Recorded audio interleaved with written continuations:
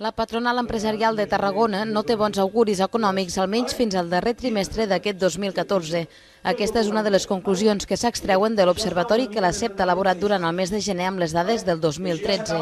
A grans trets diuen que sí es pot confirmar un cert gir positiu amb indicadors com la prima de risc o el comportament borsari, però que això no es tradueix en l'economia real.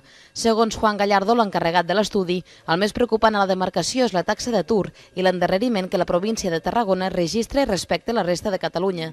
Gallardo argumenta que a la resta de províncies hi ha sectors que han agafat el relleu al de la construcció i que han pogut absorbir mínimament la bossa de població desocupada provinent d'aquest sector. En aquesta línia creuen que s'hauria de fer una forta aposta pels serveis i pel turisme de qualitat, així com potenciar la creació de petites i mitjanes empreses no lligades a les grans indústries implantades al territori.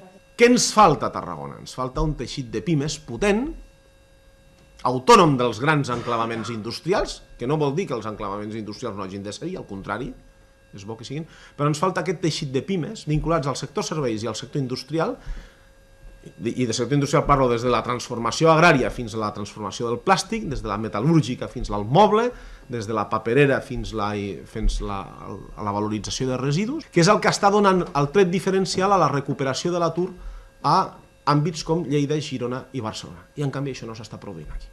Amb la tendència actual, doncs, la CEPT no veu cap gran alteració econòmica per aquest 2014, però confia en l'estabilitat del sector turístic, ja que, segons la patronal, els empresaris estan fent grans esforços treballant diferents aspectes qualitatius. Apunten, però, que cal crear estratègies de desestacionalització, vertebrar el sector dels emprenedors i, sobretot, trobar mecanismes perquè aquests tinguin accés a crèdit.